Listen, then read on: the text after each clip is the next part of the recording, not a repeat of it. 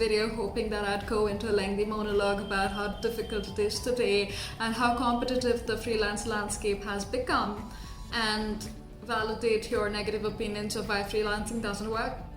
I'd be lying if I did that, because it's really not that difficult. It takes some time and effort and perseverance, but so does keeping your teeth clean, so does success.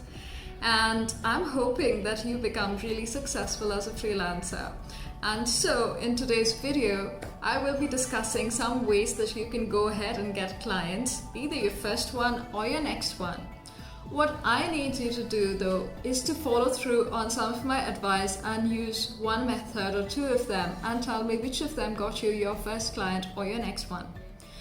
Because knowledge, as they say, is power, but it's really not unless it's applied. And if you don't apply any of this, then all you have been doing is to have spent another 10 minutes on your phone. And that's not adding any value to either you or to me. I mean, except your likes and views and subscribes. So please do subscribe if you're new to this channel, as most of you must be. Hello and welcome to Right Rituals. I am Sagarika, your host, a freelancing coach and consultant who's freelanced in India for over 6 years now. So I'm going to break down today's video into two parts. One where I discuss high-ticket clients, and the second where I discuss how you can go ahead and get a high volume of clients. Now, these are not mutually exclusive, as you will see, and for full disclosure, I have usually preferred to go in for high-ticket clients, but fewer of them. But I will, for the sake of your knowledge and this video, be exploring how we can go and get high volume of clients as well. Now, the most secure way of getting high-ticket clients is through word of mouth and luck. Usually a combination of both, because, I mean, you've got to be lucky that you know that person recommended you, right? So you could be casually talking about your freelancing interests to friends, family, acquaintances, and believe me, you will be surprised by the opportunities that they are willing to offer. That neighbor auntie who's been selling saris and dresses and bombarding your WhatsApp has probably built up a sizable enterprise by this time and is looking to build a website and an Instagram page.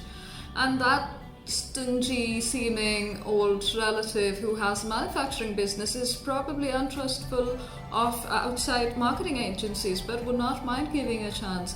And they are willing to offer you more time to work on their project in return for slightly less money than an organization would be willing to offer you.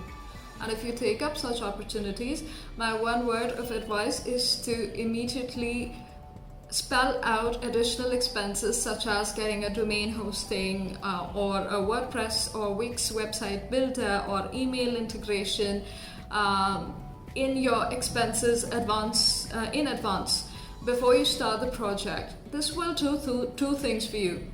One, you will assure the client that you are in fact taking this seriously and working on their project. And two, you will know that they are willing to shell out the money when it's required to be shelled out. So this should be your first transaction, and you can go ahead and get started with a circle that already trusts you. Now, in these cases, you can probably not expect a lot of repeat business from the same people, although they might have some maintenance work. But what you can bank on is that if they like what you've done, and especially if you do it a little faster than the deadline that you committed to, they would be happy to refer you to other people within their circle. And it might seem like it's a small circle and they're probably the only people in their business, in their lines of business, but it's usually untrue.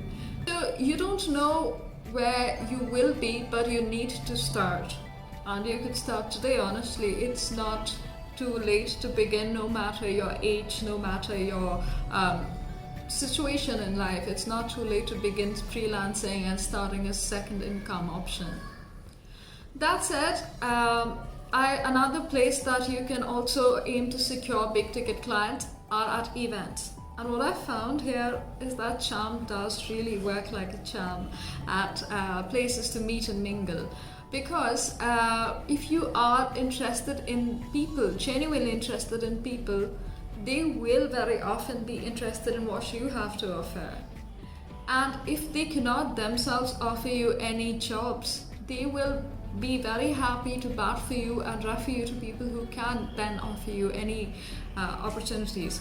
In fact, I got my first ever job at an event. So my again advice, I have a lot of that.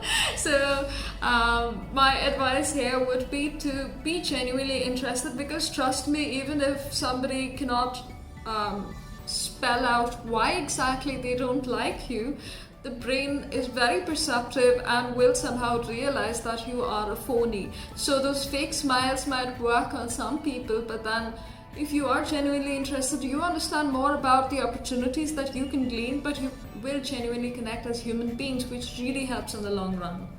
So that is about events, and this is another way that you can secure big ticket clients. Of course, there's the very commonly known method of getting clients via your own platforms. Now these can be social media sites, like I really do believe that Instagram has a lot of potential. Of course, LinkedIn has a lot of potential, as well as your own websites. That can be a very good place to host your portfolio. And if you're lucky enough and young enough to be in college, no, just lucky enough, I was in college when I wasn't so young.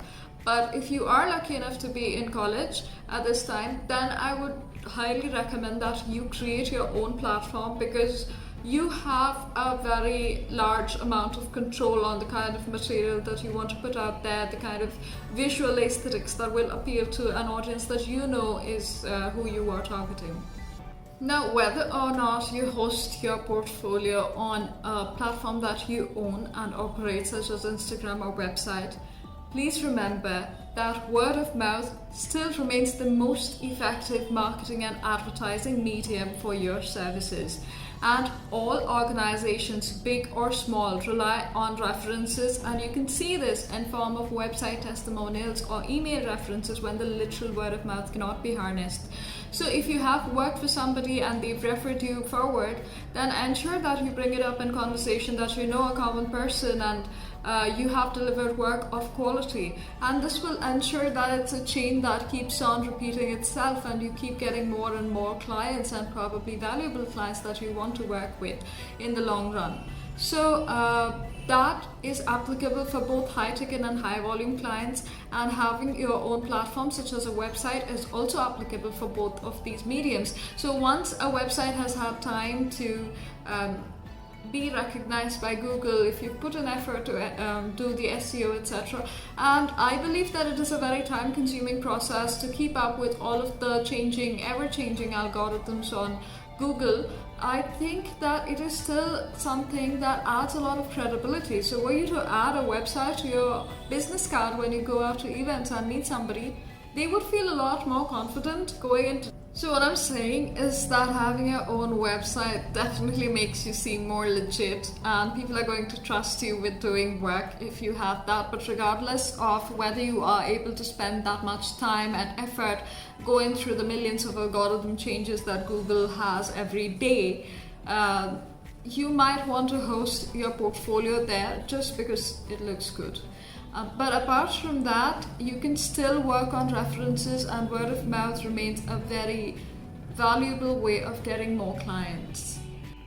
Now, speaking of high volume clients, I have a few points that might already be familiar to you, but I have one that is something that I have tried and has worked for me: LinkedIn. HR employees reach out asking for a position to be filled. If it is in your field, it doesn't hurt to reach out and ask them if they are willing to work with a freelancer rather than a full-time person, especially until they have some full-time hire on board.